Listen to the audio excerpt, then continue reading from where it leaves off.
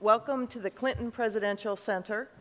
I am honored and lucky enough to serve as the director of the Clinton Library.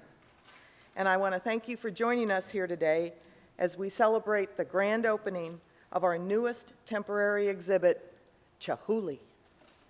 The new exhibit, which is opening today, is an astonishing visual presentation of color, shape, and form. Dale Chihuly is credited with revolutionizing the studio glass movement and elevating the perception of the glass medium from craft to fine art. He is renowned for his ambitious architectural installations in historical cities, museums, and gardens around the world. At the end of today's presentation, Dale will be available for questions from the audience. At that time, please just raise your hand and we'll make sure we get a microphone to you. But for now, let's get started and help me welcome Dale Chihuly.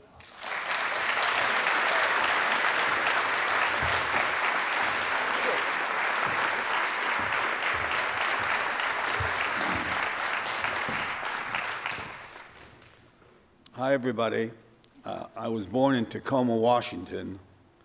My mother was a homemaker and a gardener, and my father was a butcher and a union organizer. I had a brother, George, who was killed in a 1957 naval aviation accident in Pensacola, Florida. A year later, my father had a heart attack and died, so then it was just me and my mom. I wasn't a very good student, but my mom really wanted me to go to college. So after decorating the basement of my mom's house and thinking I did a pretty good job, I decided to go to the University of Washington to study interior design. I wasn't taking my studies too seriously, so I took some time off to travel to Europe and ended up in Israel, where I worked on a kibbutz in the Negev desert. That experience really had a profound impact on me. So when I returned to the University of Washington, I really turned things around and became a much better student and graduated with a BA in interior design. I got a job working for an architecture company, the same firm that designed the Space Needle in Seattle. And it was around that time that I decided to try and blow some glass as an experiment by using a few bricks and a piece of regular pipe, and I had some stained glass. I'd never seen glass blowing before, but I had the poster of a glass blower on my wall with his cheeks all puffed out, blowing into a pipe, and I decided to try it. So I did, and after I blew my first bubble, I knew I wanted to be a glass blower. After that, I found out the only program in the country to study glass blowing was at the University of Wisconsin. So I went up to Alaska for the summer to work as a fisherman on a commercial fishing boat to make some money so I could go to graduate school. After I got my degree, I went to the Rhode Island School of Design, where I got an MFA in ceramics, and then applied for a Fulbright and went to work at the Vanini factory on the island of Murano. When I came back to the States, I taught at RISD, and when my salary eventually matched what I was making selling my work, I stopped teaching and moved back to Seattle, and with the generous help of John and Ann Halberg, established the Pilchuck Glass School, which has become the preeminent glass center in the world. So now I'm going to show you some 4 to 5 minute film clips of my most iconic projects. And the first one is Finland, where I did a project called Chihuly over Venice and went to 4 different countries and blew glass hand in hand with the glass blowers from that country. And the first one is Finland. Yeah, all right. What do we, oh, that's what we're using, okay. We're going to 5 countries. The first country was Finland, the second country is Ireland, and the last country is going to be Venice. And we're going to make large chandeliers. Each Chihuly over Venice venue had a factory with its unique characteristics that determined how people would work and the intensity and the closeness and the dynamics. Here we go, 1, 2, 3. Wow. 3, 3, 3, 3.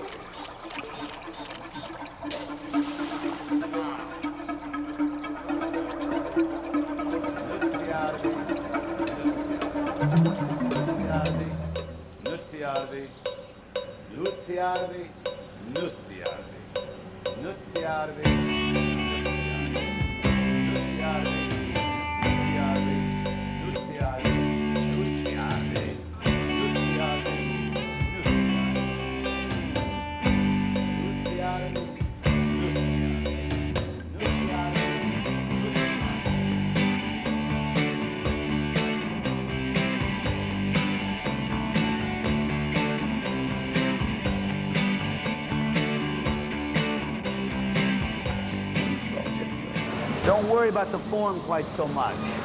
Worry about the speed and worry about the ease of the operation.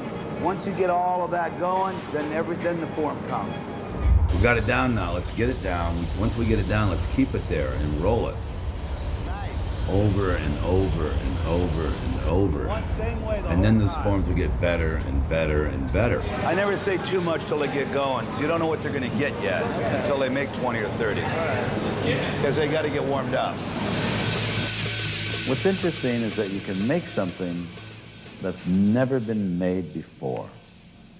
You're making something that no one's ever seen, no one ever thought of, and has power. I mean, that's one of the things you get when you come on location like this. You don't know what the hell you're going to make. I don't even know what I'm going to make this morning, and we're going to start blowing in 40 minutes. And I got 3 crews working out there, about 20 people up on the pad, and another 10 people down below. So, you know, I'm going to decide just before we start blowing what I want to make. I talked to Martin about it last night, but knowing me, I'll change my mind before he starts this morning. The type of work that I like to make has to do with, you know, the human breath going, and then very few tools, and then the heat to open it up, and the fire, heat, fire, breath, all natural things. I want to get it down so you're just watching the form. Okay, good, it's good. I'm trying to get some volume up here. You've got a lot of glass up here. I'll get the volume up on the next one. The beauty is here, so it's got to go up right the other way. The other ones, you have big puffy things here. Right. Right. Well, we're getting more complex forms. I know, so that's going to go upright. The Birdman. Yeah. That's good, though.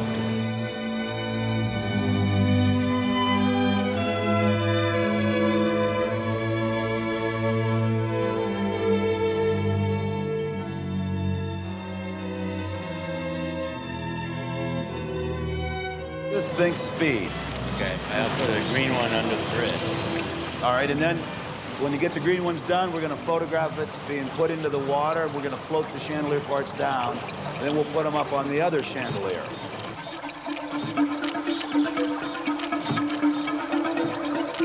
When we hung a chandelier from under the bridge, you know, we're taking it from the bridge into the boat. I mean, because it doesn't hurt the glass, so why not throw it in the river? Because it's going to be fun.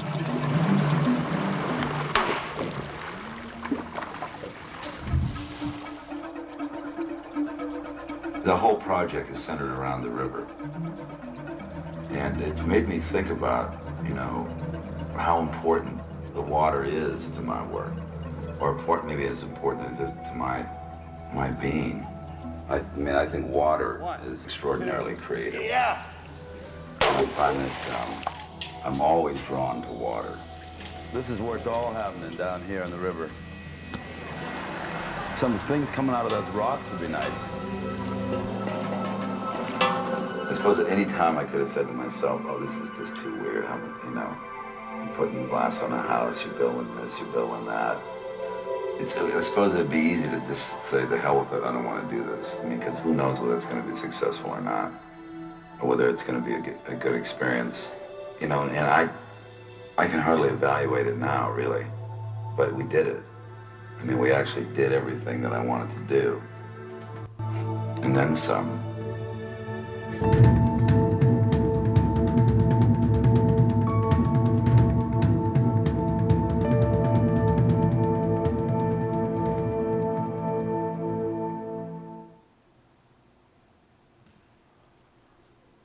ahead, Scott, with the next one.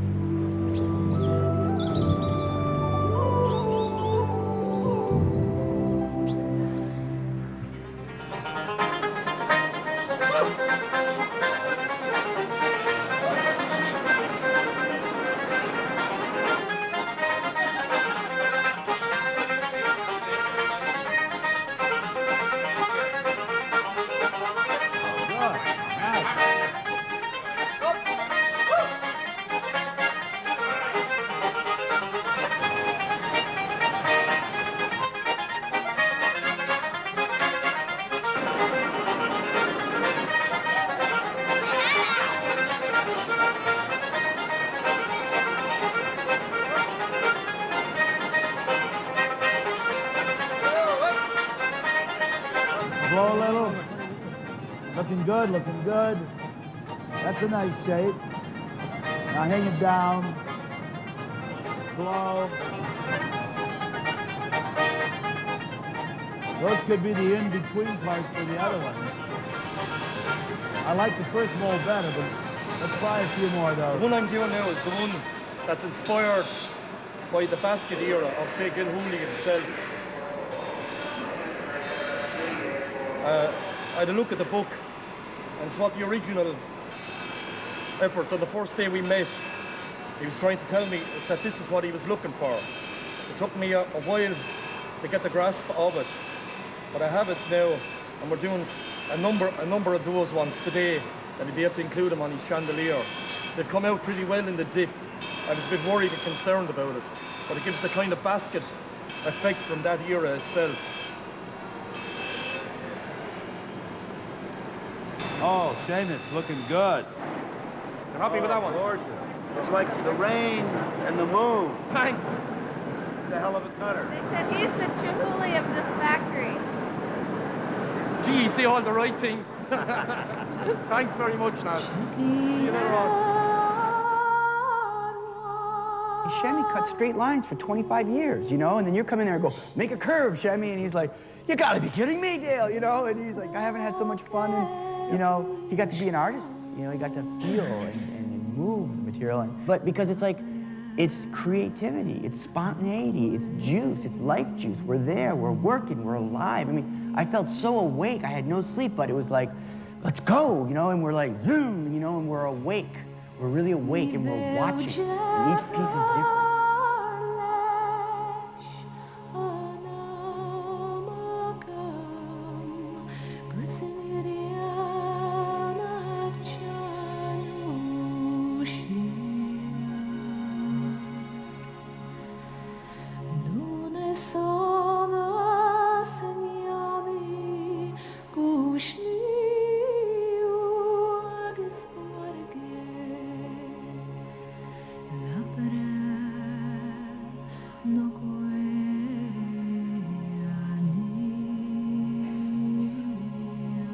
So you could have a chandelier as few as like 50 parts with these crazy things coming off. Beautiful.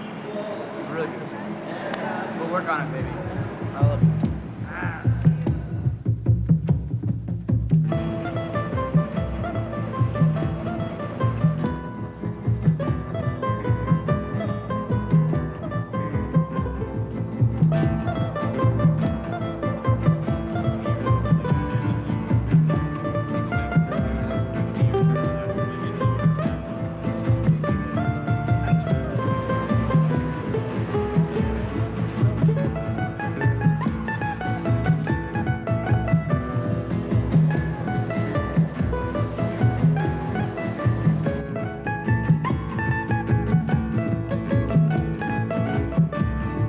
So we went to Finland and had no idea what we were going to make, and we ended up making things going out into the river.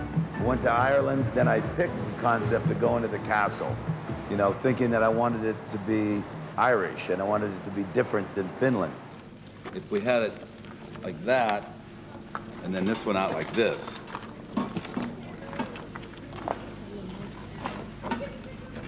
And the next one would be occur where?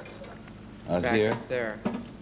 You'd have to change the way you're doing it from this point up. You can leave the ones you already have. Yeah, I think that's what I'll do.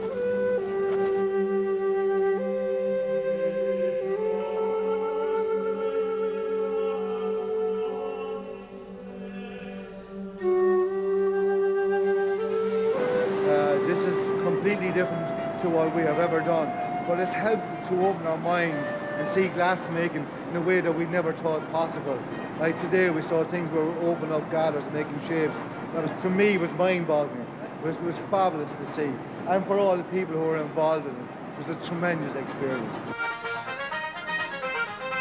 I've never witnessed this kind of thing before. It's fantastic. We never realized how well that both teams joined together. Really, you know, and a lot of us were in relation to how are you going to get this long 8-foot lengths of glass when we say ours is 33% lead crystal. But I must say, it turned out bloody well.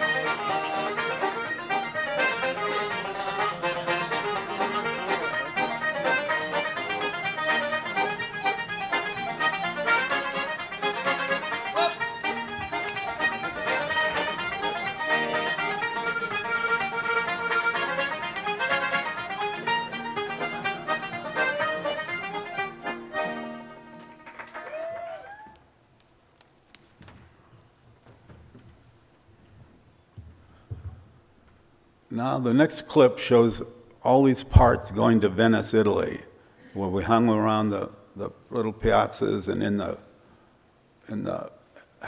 we hung them over the canals of Venice.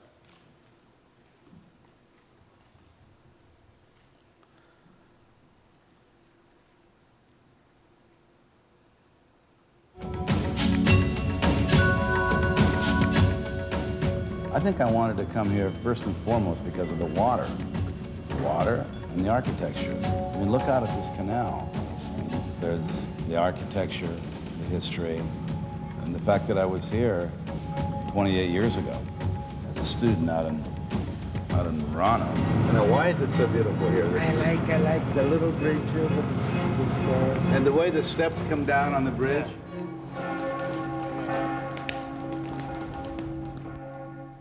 You know, this project just sort of started off by Chihuly over Venice, chandeliers hanging in Venice. So we started by going to the first country, Finland.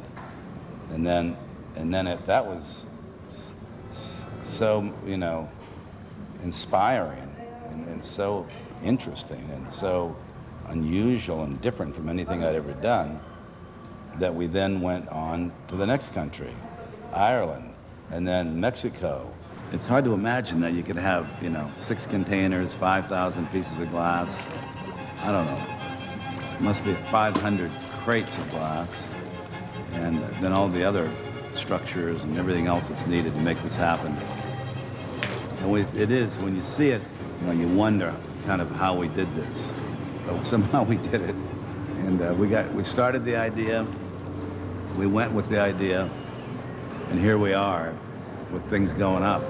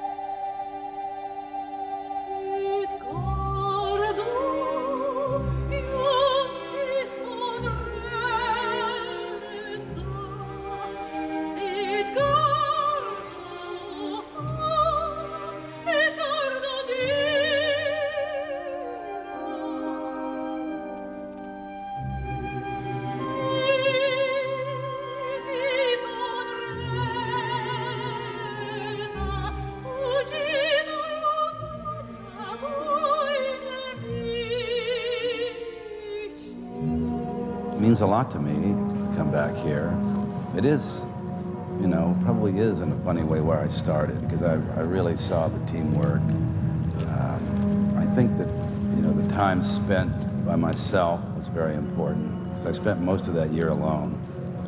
And it was a couple of years later that I had my first show with Jamie Carpenter at the American Craft Museum.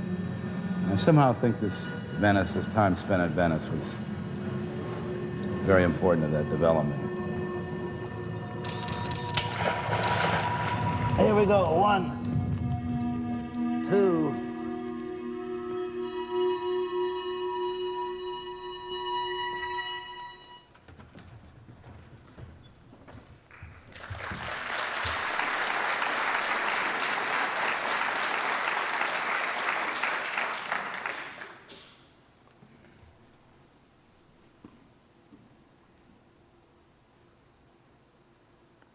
Now we're going to look at a clip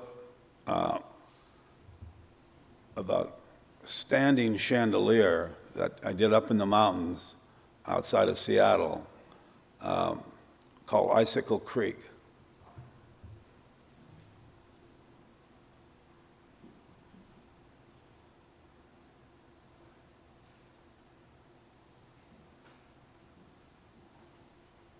More and more I began putting things outside and discovering, as I suspected, that the glass could take it. I just come off of Chihuly over Venice, and so I thought it would be an interesting time to roll the dice and do an outside project. I was holding off on doing the project for Harriet Bullitt up in Leavenworth, which is up in the Cascade Mountains, and I went up to Sleeping Lady Resort and visited with Harriet and got permission from her to do it outside. She's a great client and said, "Look at Dale, whatever you want to do." And so Harriet and I found this granite rock 10 feet high. And then I had to go off to Japan. Before I went off to Japan, I designed the chandelier part, which would be an icicle, anywhere from 2 or 3 to 4 or 5 feet long. And there'd be 1,000 icicles coming out of this granite rock. I designed the part, got the drawings going, went off to Japan, and then developed the piece over the voicemail. To listen to new messages, press 1. First new message from Chihuly. Swing it out, blow it up. Swing it out, blow it up. Different sizes. You can do something that goes straight. You can do something that curves. But let's keep this chandelier experimentation going on. I mean, since, you know, we did all this great experimentation in Finland, let's carry that same great experimentation on in our own facility, because we can do it here just as well as we can do it anywhere. All right. Let me know what you think, Joe, and anybody else. I'll say this again, I've said it before. You've got to design it for 100-mile-an-hour wind, and you've got to design it for the maximum snow load, which gets on that rock. But I don't, you know, I doubt if it ever gets more than 4 or 5 feet up on that rock. And we core drilled the rock down inside this granite rock 3 feet with a 6-inch stainless steel pipe coming out of the rock 10 feet, and we built this stainless steel armature that we had a strip heater inside the armature, so that if the snow built up too much, we could turn the strip heater on and melt the snow. And I'd like the sort of icicles to kind of go down straight and then to kind of flare up at the top. It'd be a lot easier if they didn't flare at the top, probably. But in terms of the wind, but I think it'd be nicer if they did. We'll have to build it and see what happens. When in doubt, you know, be a little loose with it, okay? Don't get it too tight. So I would tend to hang a little less in the middle. That's my guess, and to, you know, let loose a little bit in a spot or two, so it's not too symmetrical. Just give me some good 4x5, you know, and have fun with it. You know, really cut loose and try things. message menu. To delete, press 1. Thank you. Goodbye. We dedicated the chandelier. It snowed like 6 feet that weekend. We were stuck in Leavenworth for, I think, 6 days or more. We had a great time. She's got a fabulous chef, and there's a pub there, and there's a hot tub there. And so the Icicle Creek chandelier survived the winter. It surprised the deer, who were very curious about the piece. We were very concerned about whether it truly would survive the winter, and it's my understanding that not one of the 1,000 pieces is broken.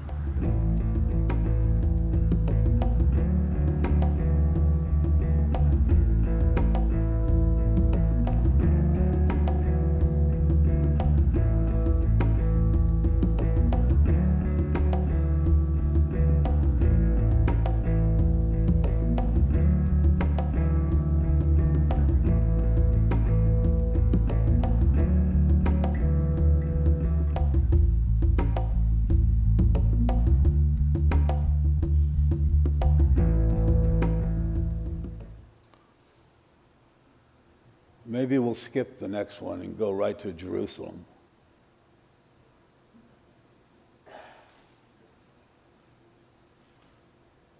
This is a project I did for the Millennium, another very large scale piece that I did inside the courtyard of a castle in Jerusalem. And I think we had about 35 people involved that I took from Seattle over to Jerusalem.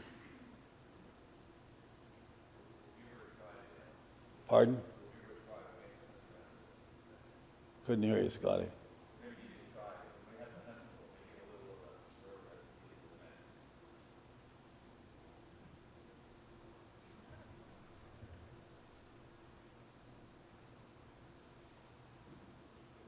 There it is.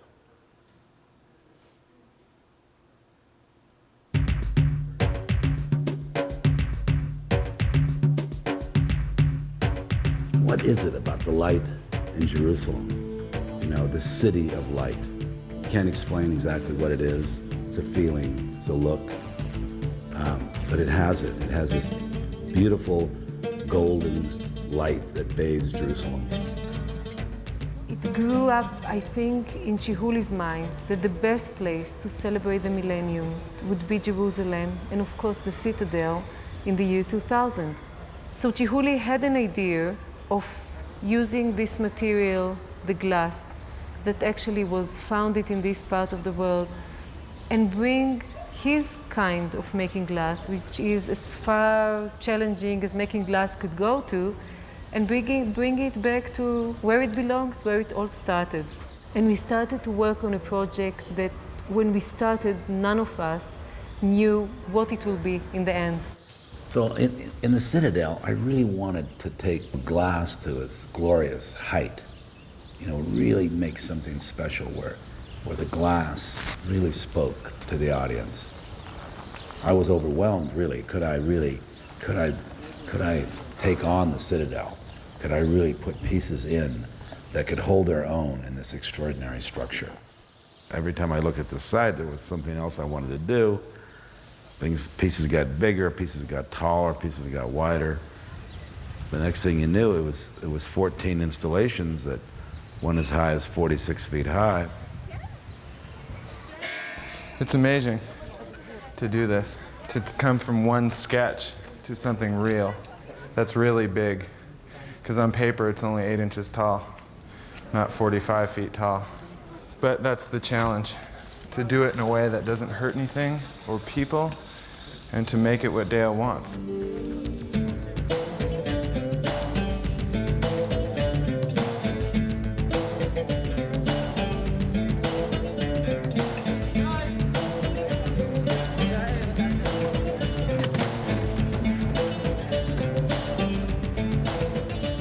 Go ahead and take that one, Noel, and shove it in with the spears somewhere.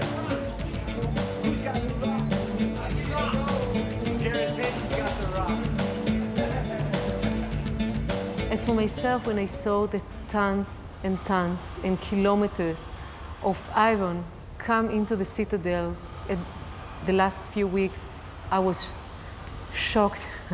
I was terrified. I said, what are we doing here? But day by day, when the things are being built, you realize that Dale had the perfect idea of what he was doing here. You can see the best composition of putting the right towers just in front of the old towers.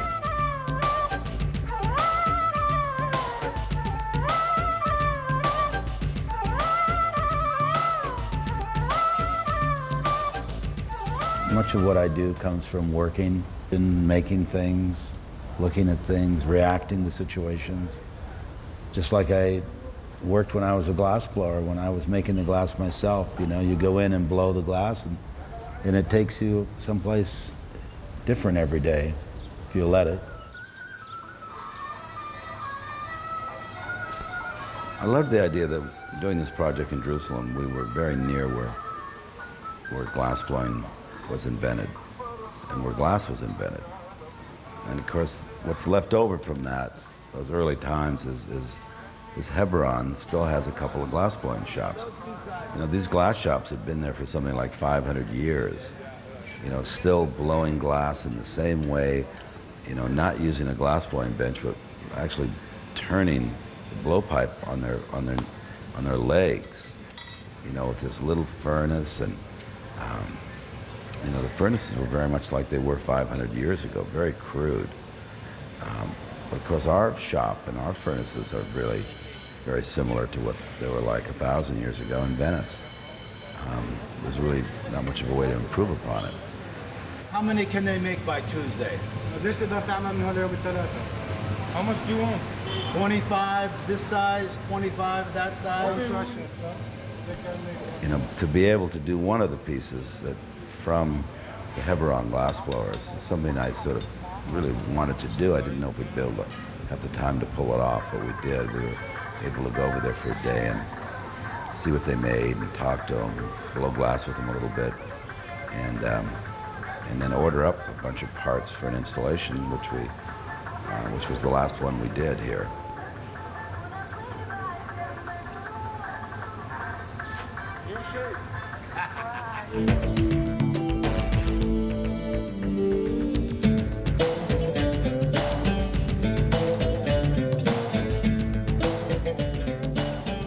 Initially, we weren't going to have as many pieces. They weren't going to be as large.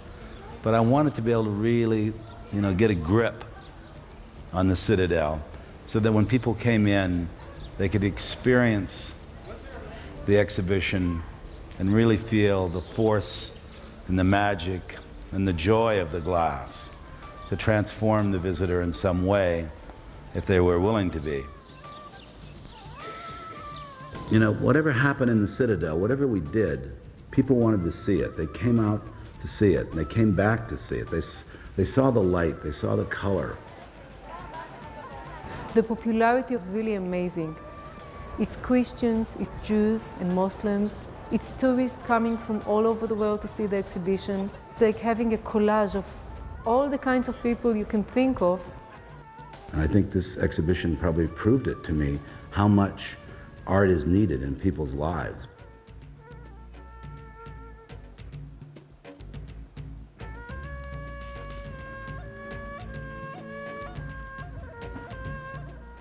Now, let me ask you a question. Which project did you like better, the Venice project or the Jerusalem project? I'll ask if I could raise your hands for, if you liked Venice the best, raise your hand. If you like Jerusalem the best, raise your hand. Boy, Jerusalem wins again. Always surprised that so many people like that Jerusalem project more than Venice, but they do. I don't know, maybe it's so exotic or something. No, we're not doing France.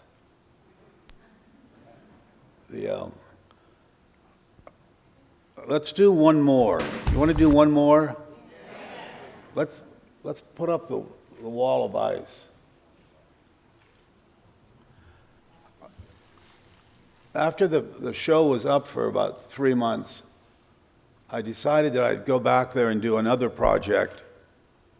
I had a show in Anchorage, Alaska, and I showed one of the slides in the talk of ice that I've done with neon in ice. It never ceases to amaze me. And we're making these forms from human breath. And so some guy came up afterwards and said, I'm a ice sculptor, and here's some slides, some photographs of my work. And he showed me a shot of a 5-ton piece of ice on a forklift. And I remember that ice. He said it was a very special ice that they had in Anchorage, and it comes out of a river. So I always remembered that ice. So I decided that I would take 2 containers full of ice to Jerusalem and put up a kind of a wall of ice similar to the wall of the Citadel.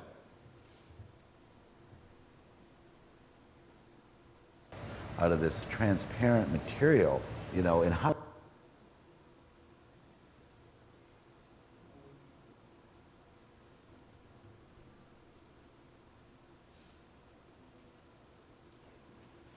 There we go.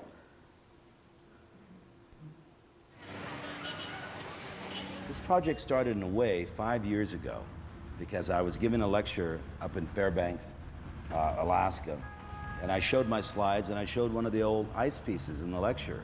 And afterwards, some guy from the audience came up and said, you know, I love ice too, and I'm an ice sculptor. And you know, here near the Fairbanks, we have this extraordinary ice. You know, that is the clearest, most beautiful ice you've ever seen, and it's, you know, it freezes 6 feet thick, and we cut out these big blocks. And he started showing me some photographs. One of them was of a forklift with this, you know, monster cube of ice on it. You know, the sculptures themselves didn't get my attention, but this cube of ice was just phenomenal. One of the greatest photographs I've ever seen. Now, I've since looked at that photograph, and it's, you know, to see this cube on a forklift moving across the earth, you know, it just inspired me to want to use it somehow. It doesn't have to be that big a wall. Right. Keep this in mind. How many blocks we got? 26 now. Okay, 26. If we only used, you know, 15 or 18 of them for the wall, that would be enough. This one's good. Yeah. We're going to build the wall up 4 or 5 meters high, and then it's going to start to melt tomorrow. And we don't know how long. We don't know how long it's going to last. It might last a day. It might last a week. It might last 2 weeks. We really don't know because we've never worked with ice of this scale. I never know exactly, you know, why I do things. I mean, it just comes from my gut. I see the relationship to the Citadel. I mean, look at those stones up there that King Herod or somebody put in there. Almost identical size stones as these blocks of ice. Imagine this being built, you know, 2,000 years ago. I mean, what an architectural feat. You know, what a city. You know, to have water turn to crystal and have liquid glass turn to crystal. I mean, they're both an extraordinary phenomenon. Probably, you know, two of the most incredible things, one an act of man and one an act of nature. And so I've always loved ice. You got green and blue right at the same blocks. Well, that's just the wall. They're not going to work, you know, all at once, you know. No, that's what you don't understand. I want them on all at once. All 40 on at once. All right. I want all the energy going in here at the same time. Oh, no, I just want it full blast light. This is sort of an ending party of the, you know, the biggest project I've ever done in my life. You know, also the most rewarding project I've ever done in my life. And I wanted to do a piece that would be a bit celebratory. And also I wanted to do this ice, you know. More than anything, I wanted to work with this ice. You know, look inside this landscape in here. It's really phenomenal. This is really unbelievably beautiful. God, this is a world into its own. I mean, I feel like I'm, you know, right inside an ice cave. You know, what I didn't understand and didn't know was the quality of the ice. Never having worked with it, I didn't know what the blocks were going to look like. But as you can see, I mean, there's all this variety within the blocks. You know, some of them are clear, some of them are at the fissures, some of them have bubbles, some of them, you know, look like a laser beam had been shooting through them.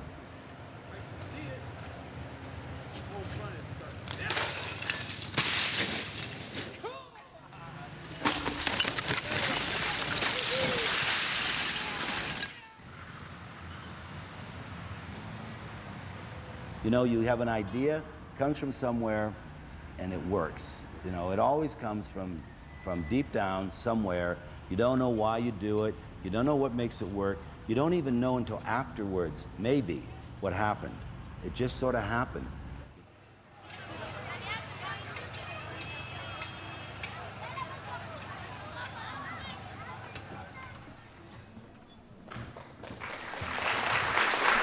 Thanks, everybody.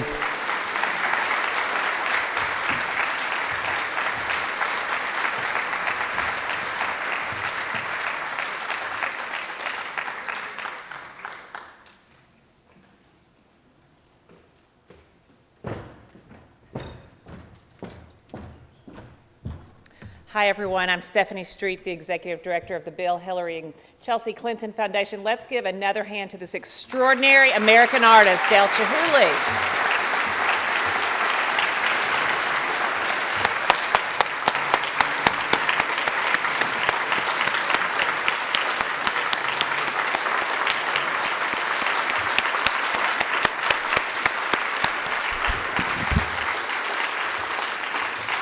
I'd also like to recognize his fabulous wife and partner, Leslie Jackson Chihuly, who's worked so closely with us. Leslie, please stand up or wave. Oh, she's...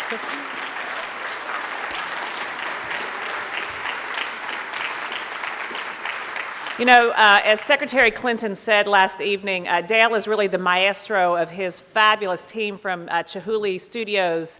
So I'd love to recognize his team that's with us here today, too. Will you all stand and let us recognize your fabulous work? Please.